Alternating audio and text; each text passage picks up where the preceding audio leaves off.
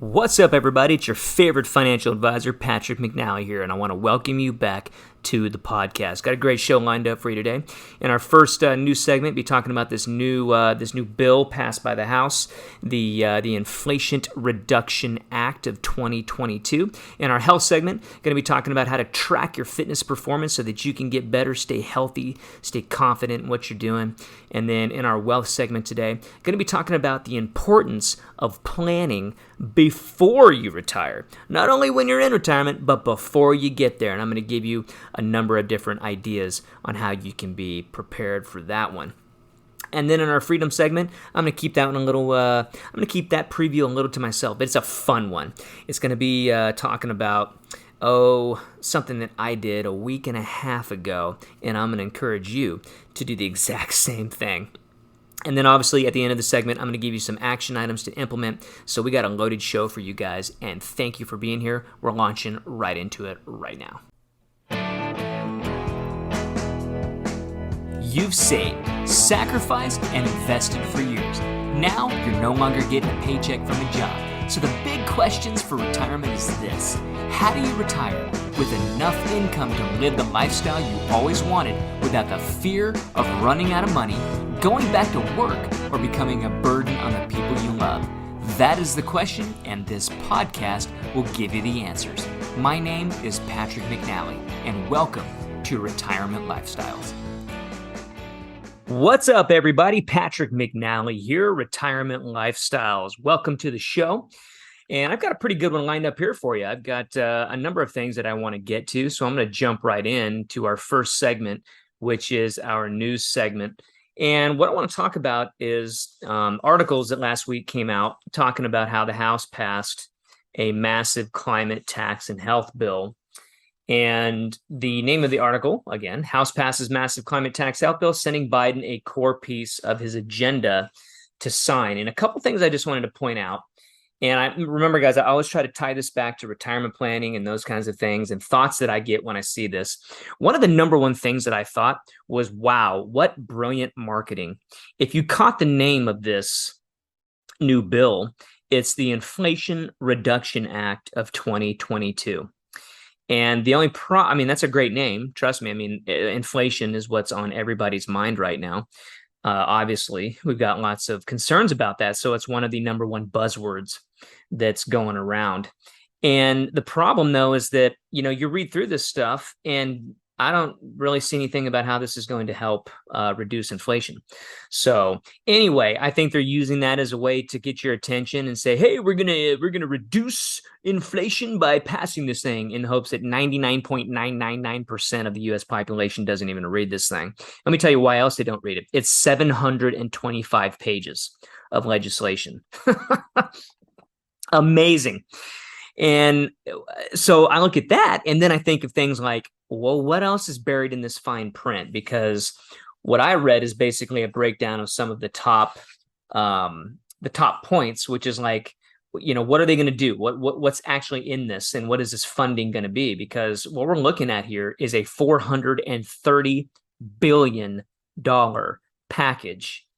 I mean, it's amazing that I don't know where they're going to get this money. Oh, guess what? It's going to come from? It's going to come from us. So anyway, they're talking about manufacturing clean energy products, including a $10 billion investment tax credit to manufacturing facilities. Okay, so these are for big companies. Cutting emissions, that's what we've all been hearing about. Like, how can we cut like 40% of emissions? Things like that. Research and development, preserving and supporting natural resources, support for states, $30 billion in grant and loan programs for states and electric utilities to advance the clean energy transition. And of course, environmental justice initiatives amounting to more than $60 billion to address the unequal effects of pollution on low-income communities and communities of color. And finally, we get down to something that actually says for individuals like you and me. And thanks. It's a tax credit for $7,500 to go buy a new electric vehicle. $7,500. So they're going to give me $7,500 if I go buy that $95,000 Tesla. Wow. Thank you, government. What an awesome thing. They'll also give $4,000 credit for buying a used, I guess, $60,000 Tesla. Anyway, I think this thing's kind of lame. I just think it's wasted money, again, that our government does. But that's neither here nor there. This is not a political show. One of the things that this made me think about as I tie this back to retirement planning for you guys is when I see all these pages, 725 pages of legislation, and wonder what else is buried in the fine print of this thing. It actually reminds me of a prospectus that like a mutual fund would use. If you own mutual funds, you own ETFs, investments like that, you know that you get a prospectus each and every year that tells you about the fund, what's going on inside of it, the fees, etc. Well, have you noticed that the prospectus that you receive is a couple of 100 pages long? And when you want to find out some simple things like, what does it actually cost me to go through this, to actually own these funds? It's usually on like the second to last page in like 8-point font, the fees. Well, they don't want you to know what's actually going on in the fine print, guys. That's why. They send you this thing because they have to, but they don't actually want you to know what's going on in fees. And the same thing goes with variable annuities. If you own a variable annuity, you try to read the contract, it's like reading stereo instructions. It's ridiculous. And your fees, they're hidden. They're not easy to understand, but you're paying them and you need to understand that stuff. And so what we often do for prospective clients when they come here and we meet with them and we know they own mutual funds is we run a fee analysis, and usually comes out to somewhere between 1.5% to 3% a year in fees is what most people are paying, and they don't even know it. And so there's ways that you can reduce those costs, because at the end of the day, those are all fees and things that are coming out of your returns. So you need to know those things. So anyway, I would encourage you to check out things like Yahoo Finance or Morningstar.com. You can go there and take your statement with you. Look at your statement, and right next to the fancy schmancy name of the mutual fund, there's a 5-letter symbol, like 5 capital letters, and that's what's called a ticker symbol. And you can take that symbol, go to the search bar in Morningstar.com or in Yahoo Finance, and it will bring up your fund. You click on it, and it'll show you the expenses and how much you're actually paying. You're looking for what the gross expense ratio is. You're looking for turnover costs. And those are some of the main fees that go into this. And you want to know exactly, what you're paying. So check that out. That's a good homework assignment. If you own mutual funds, go find out exactly what it is that you're paying. So, okay, my next thing I want to talk about is going into our health segment. And I subscribed to a new company called Whoop, WHOOP. Check it out, whoop.com. And what this is a wearable band, a Whoop strap or a Whoop band.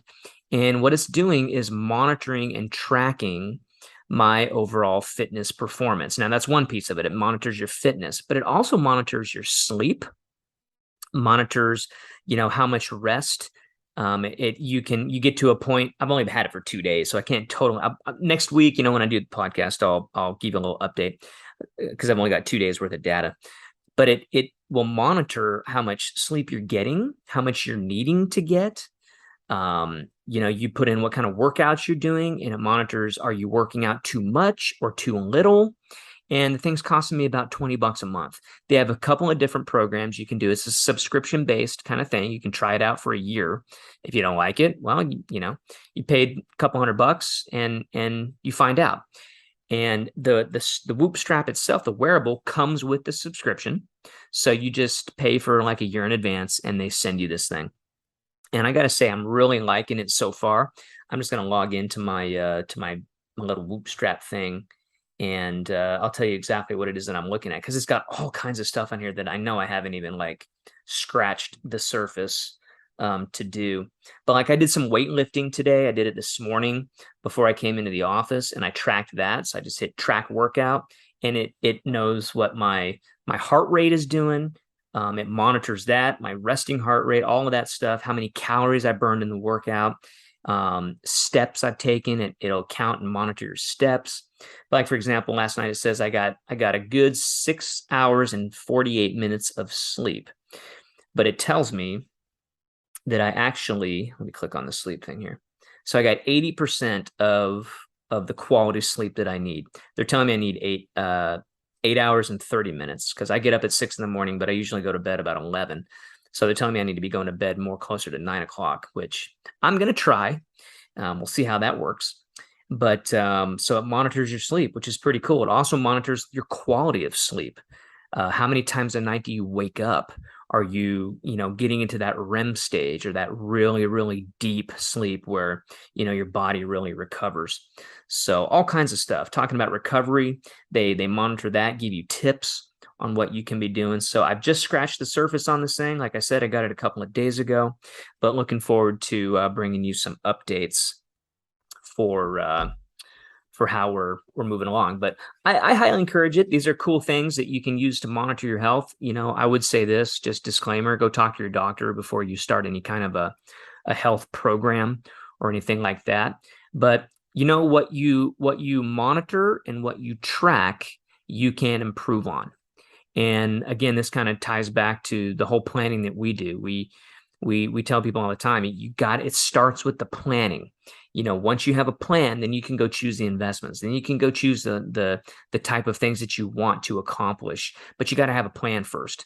And it's the same thing with your health. If you want to make sure that you're doing it right, you want to make sure that you're tracking your performance. So check out whoop.com, WHOOP, and maybe give them a try. So pretty cool. All right, I am going to head into our wealth segment of the show. And in the wealth segment, I'm going to talk about the importance of planning before you retire. Now, oftentimes I've done shows in the past where I talk about, hey, once you're in retirement, you want to make sure that you're continuing to do this, this, and this. Well, I want to talk about the importance of actually doing a plan before you get there. You really don't want to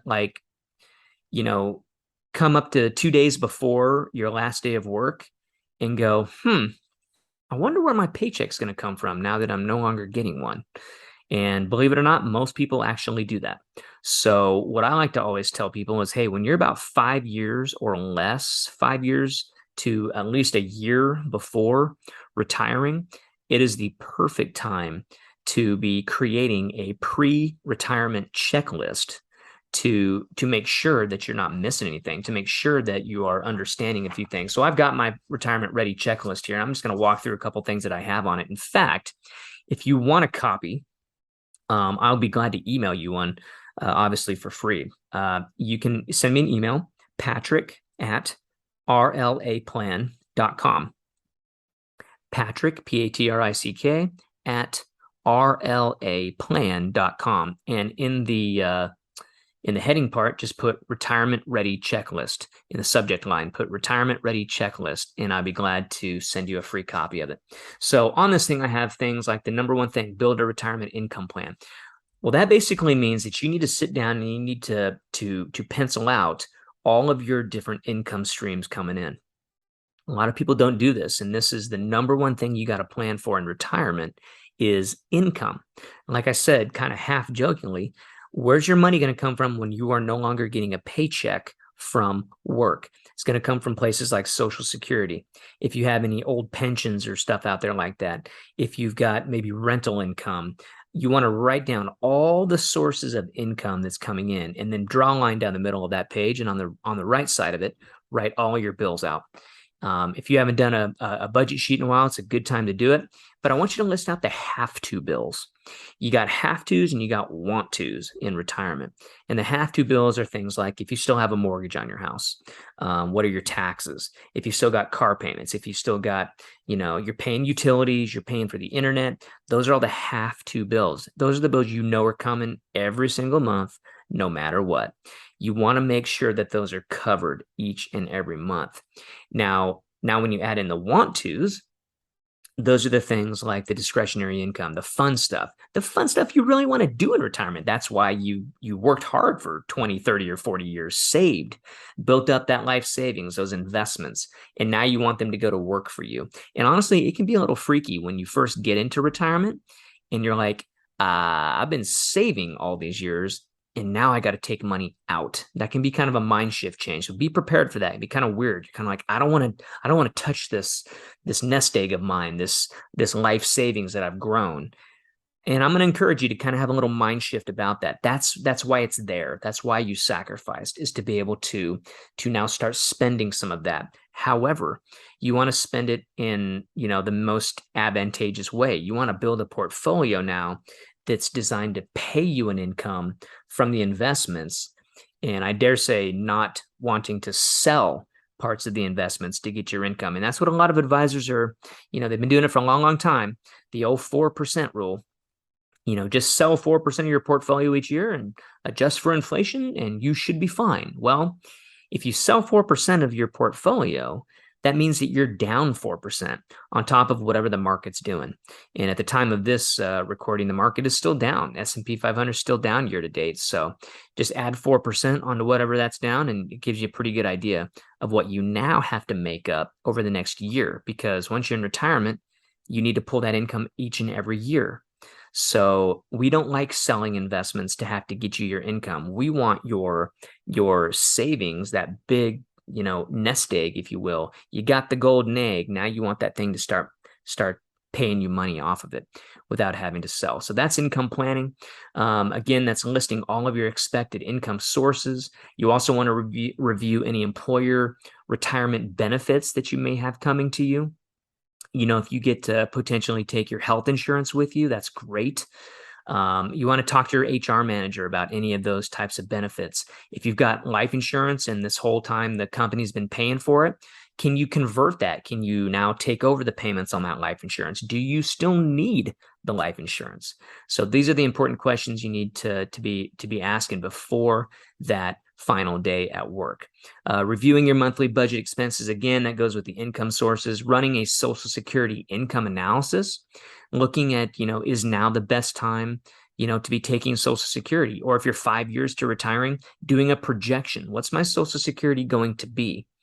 And the best way to do that is to go online and download your most recent statement on Social Security's website. If you haven't done that, would encourage you to go enroll on the front page there. You scroll down to the bottom left and you input some information. It takes you about 20-30 minutes, but once you're in, and then you've got access to all your statements and making sure that you stay up to date on what your expected Social Security benefits are going to be.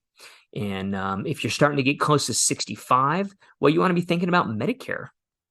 Especially if you're retiring from a job that's giving you health insurance benefits, you want to time that right to where you go on to Medicare Part A and B, and you probably need to buy a supplemental insurance to fill in the part that Medicare doesn't pay for.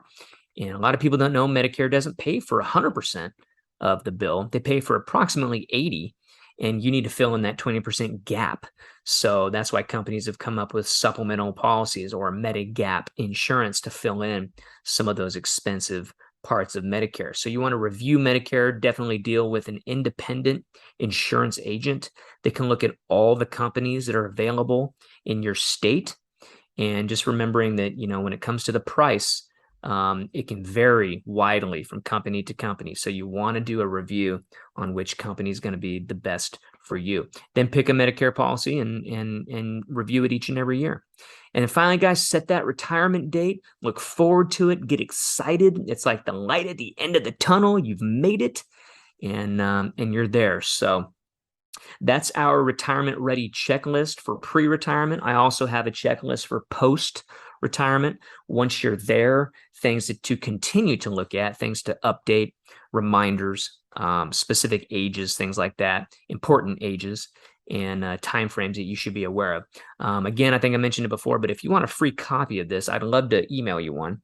Just send me an email to patrick@rlaplan.com. And I'll be glad to attach this and send it right back. And you've got a copy of it. So pretty cool. All right, that was our wealth segment. Now we're heading into the freedom segment. And I was thinking this past week, so I went to a really cool restaurant, and I'm up in Northern California. I'm in a little town called Redding, California. And we had a brand new restaurant open up called Raw, R-A-W, Raw. And you could probably guess it's a sushi place. And took my family to it a week and a half or so ago, and we loved it. And it was just a really, really cool atmosphere, and totally updated. You walk inside and it's really all updated, modern, very clean, really cool, bar area. And then the area where you see the sushi guys rolling all the rolls and doing their thing. And they've even got, big screen TVs, and they had some golf going. So I was super excited about that. And anyway, so just a really cool restaurant. And the reason I'm bringing up the whole restaurant thing is I often talk to clients when, obviously when they're in retirement, and I'm like, so what do you guys like to do for fun? They're like, we don't really do too much. And I'm like, well, how often do you guys go out? They're like, oh, not very often. We kind of just stay at home. And so I kind of start asking some more questions. And a lot of time it just kind of comes down to a fear to actually spend some money in retirement.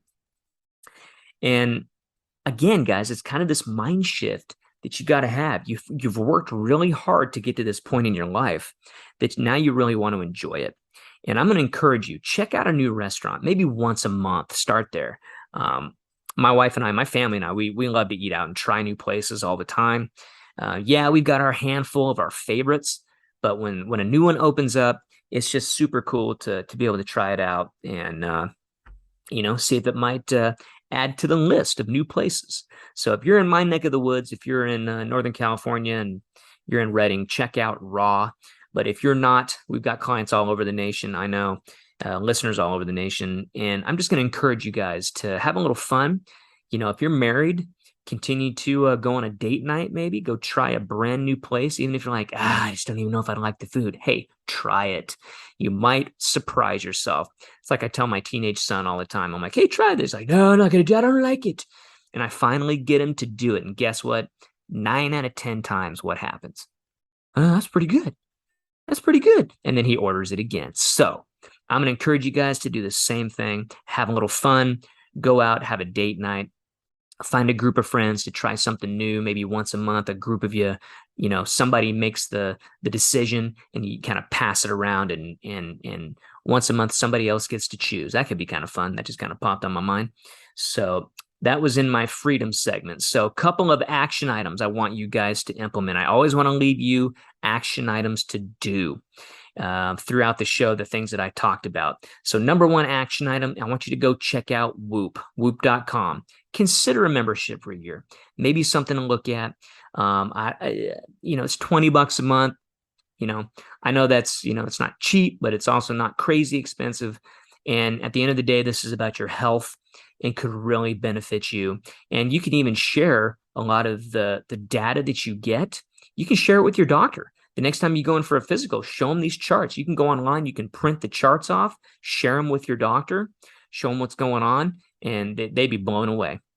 So check out whoop.com, consider a membership there. Number 2, create a pre-retirement checklist or email me and request one. I'll send it to you, done the work for you. But at least create one. You don't have to get crazy with this. Grab your yellow pad out, draw a line down the middle and put your income on one side, your bills on the other. And you need to find out if there's any gaps in your income, and then think about some of the things like Medicare, Social Security. One of the best times to enroll in those things and stick to your plan. Number 3, go out this week and try a new restaurant. Definitely have some fun. Try some new things, maybe a brand new food that you'd never try. Dare yourself. Roll the dice, have a little bit of fun, and definitely live a little bit more in retirement. That's why you're here, and that's why you sacrificed all these years to get here, is to have some fun. If you got any questions, I would love to hear from you. You can visit talktopatrick.com, schedule a time on my online calendar for a phone call, and I'll answer any questions that you have. So that's the show. Thank you for listening, and I wish you the best in retirement. If you got something good out of the show, make sure you rate it, give me a thumbs up, and hit subscribe so you never miss out. Also, share it with your friends. Be sure to find me on Facebook, Instagram, and LinkedIn. One more thing before you go. Remember that the information I talk about on this podcast is believed to be factual and up to date, but do not consider it as personalized investment advice and cannot be interpreted as an offer to buy or sell any securities mentioned. You need to visit with a professional advisor, tax, or legal counselor before implementing any of the strategies presented. My firm, Retirement Lifestyles Advisory Group, is registered as an investment advisor, and we only transact business in the states where we're properly registered to do so.